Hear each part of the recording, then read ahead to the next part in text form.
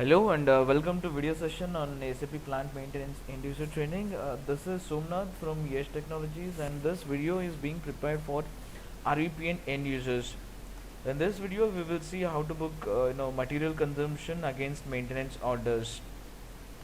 इसके लिए 5 simple step है जिसमें हम एक ऑर्डर क्रिएट करेंगे जिसमें हमने जो कंपोनेंट्स या कंजम्पशन किए हैं उस महीने में उसका एंट्री करेंगे। उसके बाद गुड्स इशू करेंगे और उस ऑर्डर को टेक्निकली कंप्लीट करेंगे। फिर बाद में उसका ऑर्डर सेटलमेंट करके बिजनेस कंप्लीट कर देंगे।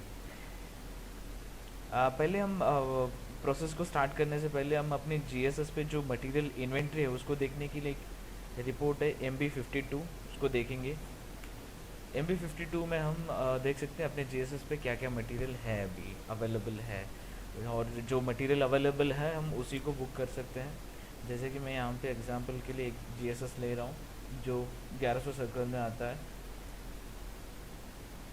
MB52 में अपना सर्कल कोड और स्टोरेज लोकेशन एंटर किए और उसके बाद एग्जीक्यूट।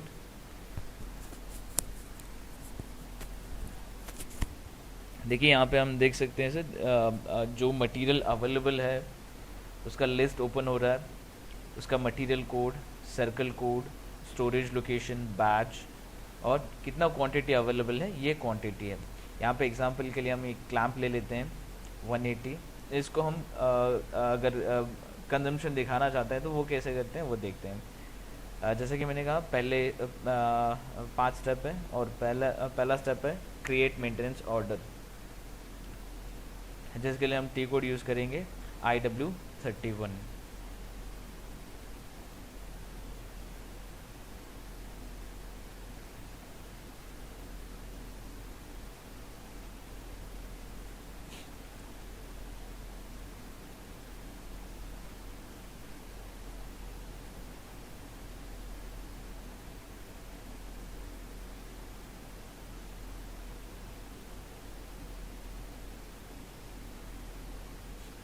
IW31 में जाएंगे।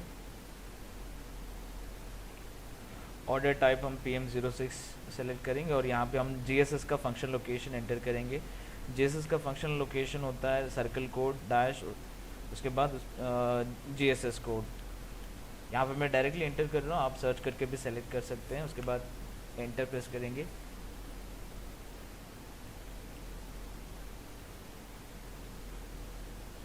ये ऑर्डर का इनिशियल स्क्रीन है। हम यहाँ पे डिस्क्रिप्शन लिखेंगे कि मटेरियल कंजम्पशन। यहाँ पे आपको बेसिकली 2 ऑर्डर क्रिएट करने पड़ेंगे, 2 अलग अलग ऑर्डर क्रिएट करने पड़ेंगे हर महीने के लिए। एक ऑर्डर में हम कंजम्पशन बुक करेंगे जिसमें हम दिखाएंगे कि जो जीएसएस है और जो यार्ड इक्विपमेंट है उस पर हमने क्या मटेरियल कंज्यूम किया है, और दूसरे ऑर्डर में हम ये इंडिकेट करेंगे हम लाइन्स एंड केबल्स पे क्या मटेरियल और स्पेयर्स कंजम्पशन किए हैं।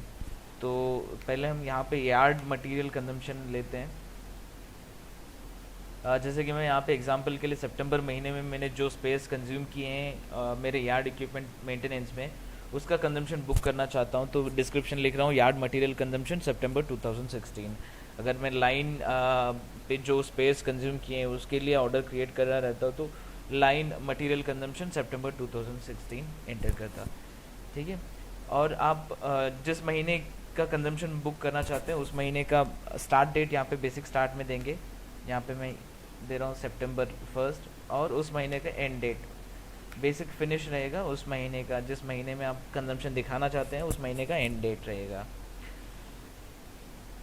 उसके बाद R&M टाइप में 2 टाइप है, एक प्लांट एंड मशीनरी और एक लाइन्स एंड केबल्स। फर्स्ट जैसे कि मैं यहाँ पे मैंने यार्ड इक्विपमेंट मेंटेनेंस में जो स्पेस कंज्यूम किए हैं उसका बुकिंग करना चाहता हूँ तो प्लांट एंड मशीनरी सेलेक्ट करूँगा। अगर लाइन्स एंड केबल्स के लिए ऑर्डर क्रिएट कर रहे होंगे तो लाइन्स एंड केबल सेलेक्ट करेंगे। यहाँ पे मैं प्लांट एंड मशीनरी लेता हूँ। इसके बाद एंटर प्रेस करेंगे। यहाँ पे आप वार्निंग देख सकते हैं, start that is in the past. ठीक है, कंटिन्यू, दोबारा कंटिन्यू पे प्रेस करेंगे। अभी फिनिश डेट का and that is in the past करके और एक वार्निंग आ रहा है। यहाँ पे भी हम दोबारा एंटर प्रेस करेंगे।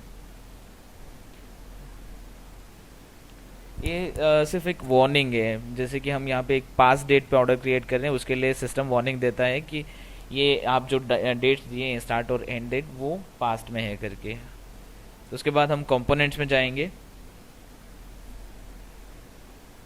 कंपोनेंट्स में हम जो मटेरियल उस सितंबर महीने में जो भी मटेरियल कंज्यूम किए हैं उनका यहाँ पे लिस्ट, डिटेल लिस्ट एंटर करेंगे। जैसे कि मैं यहाँ पे इन्वेंट्री रिपोर्ट में देख रहा था कि यहाँ पे 180 क्लैम्प्स जो है 180 है। मान लेते हैं मैं सितंबर में आउट ऑफ 180 मैंने करीब 20 कंज्यूम किए हैं, तो इसका कंजम्पशन मैं वहाँ पे दूंगा। पहले तो इसका मटेरियल कोड 161 और क्वांटिटी 20। स्टोरेज लोकेशन, आपका स्टोरेज लोकेशन सर्च करके सेलेक्ट करेंगे। इसके बाद सर्कल कोड,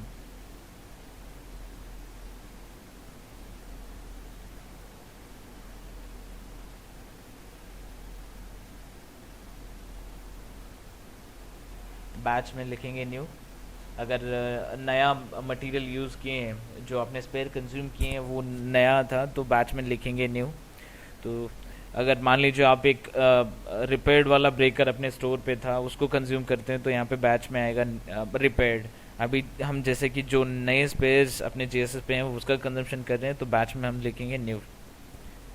उसके बाद ऐसे ही आप जितने भी उस महीने में मटेरियल कंज्यूम किए हैं उसका लिस्ट यहाँ पे दे सकते हैं। Material code, quantity, storage location, circle code और बैच। उसके बाद एंटर प्रेस करेंगे। उसके बाद इस ऑर्डर को रिलीज करेंगे ग्रीन फ्लैग पे क्लिक करके,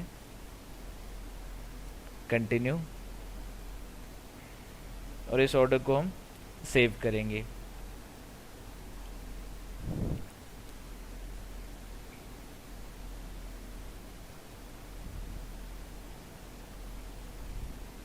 ठीक है, यहाँ पे देख सकते हैं सिस्टम मैसेज दे रहा है कि order saved with order number. ये अपना ऑर्डर नंबर है, इसको नोट करेंगे। मैं यहाँ पे कॉपी कर रहा हूँ। अभी अगले स्टेप में गुड्स इशू करेंगे। जैसे ही हम गुड्स इशू करेंगे अपना इन्वेंट्री अपडेट हो जाएगा। गुड्स इशू करने के लिए टी कोड है MIGO।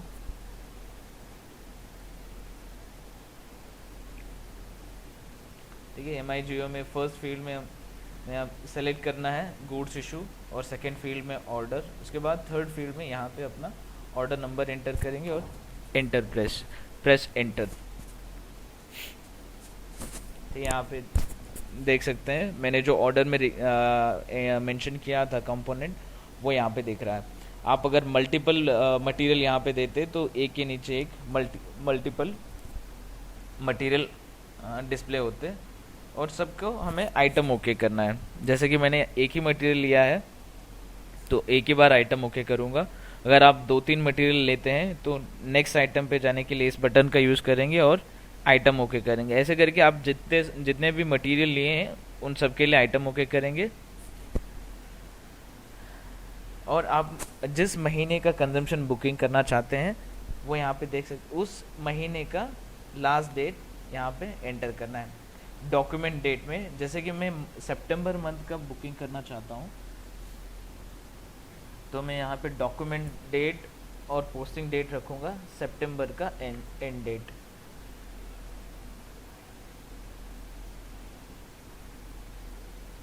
उसके बाद चेक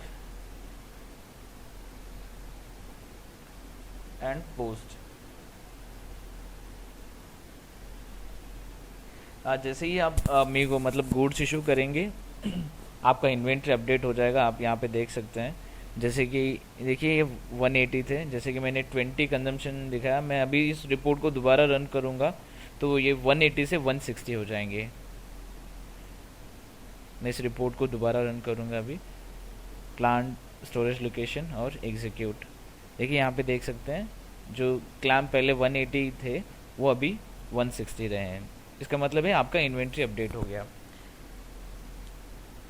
हमने ये स्टेप कंप्लीट कर लिया। इसके बाद टेक्निकल ऑर्डर को टेक्निकल कंप्लीट करेंगे IW32 से। उसके बाद ऑर्डर सेटलमेंट और बिजनेस कंप्लीट, ये तीनों भी हम यहाँ पे कर देंगे।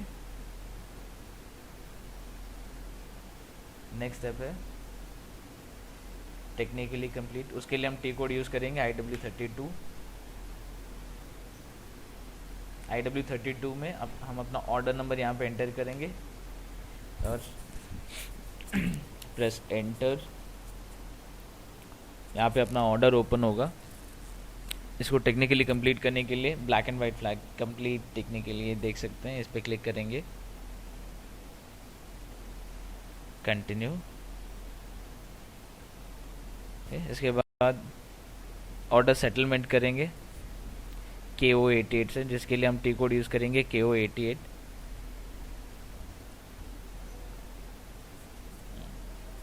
यहाँ पे ऑर्डर सेटलमेंट में ऑर्डर नंबर डालेंगे यहाँ पे। उसके बाद सेटलमेंट पीरियड, पोस्टिंग पीरियड। ये सेटलमेंट पीरियड और पोस्टिंग पीरियड में आपका फाइनेंशियल ईयर का कौन से महीने में आप बुकिंग कर रहे हैं उस महीने का नंबर आएगा। जैसे कि आप यहाँ पे लिस्ट देख सकते हैं। अगर आप अप्रैल का बुकिंग करना चाहते हैं तो आप यहाँ पे सेटलमेंट पीरियड और पोस्टिंग पीरियड में लिखेंगे 1, और मई का करना चाहते हैं तो 2 लिखेंगे। जैसे कि हम यहाँ पे सितंबर का कर रहे हैं इसीलिए मैंने लिखा है 6, यहाँ पे देख सकते हैं सितंबर। उसके बाद एग्जीक्यूट करेंगे।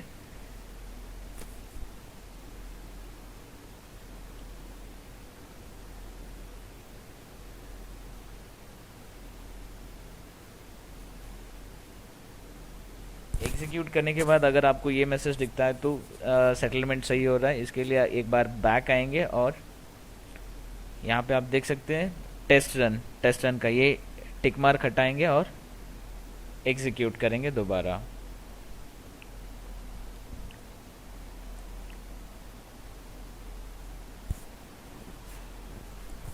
ठीक है, अभी लास्ट स्टेप है जिसमें हम बिजनेस कंप्लीट करेंगे, जिसके लिए हम टी कोड यूज़ करेंगे IW32।